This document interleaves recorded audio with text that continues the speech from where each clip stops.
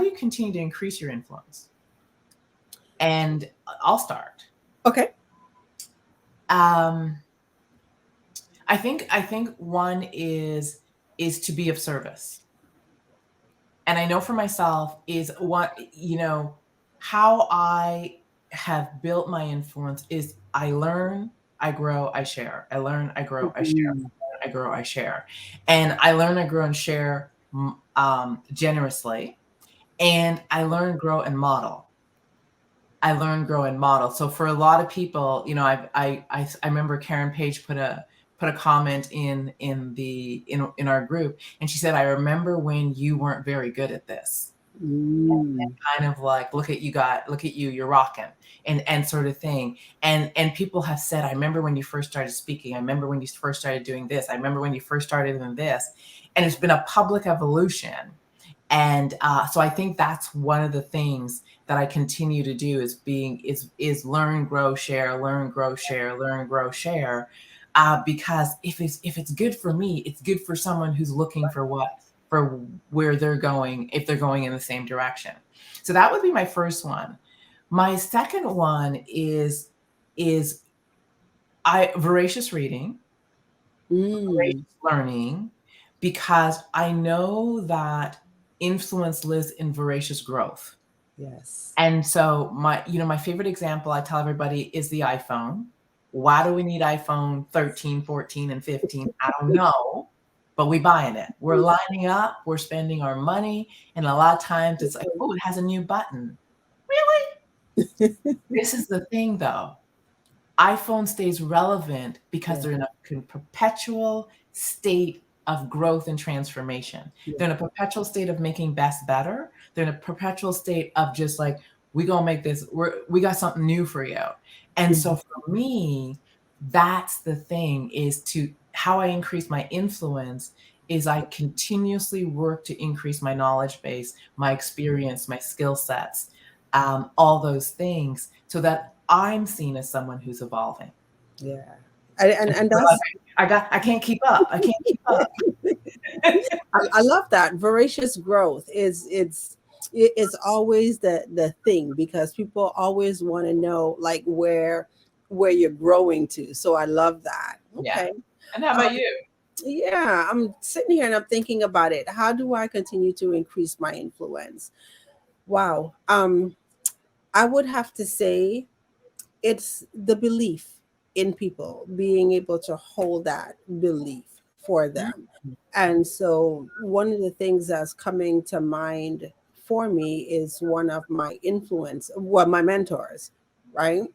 Shea Brown. And he always used to say, practically in every meeting that we had, Taria, I'm holding the belief for you.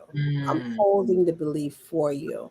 And he'd always make a joke and said, I'm going to tuck this belief in my pocket and I'm going to hold it for you until you're able to believe in yourself, or you're able to believe in Yeah. you to do whatever it is, the next thing that I'm required to do. And I always thought that that was such a beautiful thing. And it's one of the things that I try my best to remember, like on the journey, is to hold the belief for others. I love it. Yeah. So as they journey and then on they grow, is that thing. Like, I know that you're going to get there. So until you fully believe that you're going to get there, I'm just going to go on and hold this belief for you. And the second thing that, when I think about increasing influence, is being able to invest in the success of others. And so I think that that's what it's truly about. Like, influence Absolutely. isn't about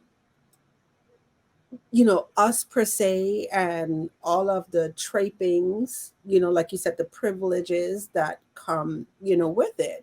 We do have a responsibility, and our responsibility as people is to make sure that we are calling each other up to our next level of greatness. And then whenever we have the opportunity to pour into others, to help others grow, that's what we should do, not just as marketers, but as people. Like, I believe that that's why we are on the planet. So being able to invest in the success of others. Now, you just made such a beautiful distinction. I must highlight it for everyone who's listening. So there's a difference between a fan and a mentee. And leaders who love followers have fans. Hmm. Certain actors, actresses, they love fans. And a fan is someone who puts you on a pedestal but does not see possibility for themselves. Mm. What you're talking about is a leader who loves leaders, who loves mentees, they love to mentor, and they surround themselves with people who have a burning First to desire learn, to yes. become more.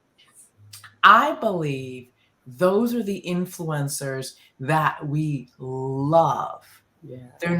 We're not watching them because it's like, what's up with them now? We're not watching like what kind of trouble they in or what's the cool thing. We're watching them because we know that they are pulling for our greatness. And a lot of times we don't even know them. It's in their books, it's in their shows, it's in their way of being. And through how they're showing up, they're calling us to be better people. Those, like for me, that's why this show exists. Yeah.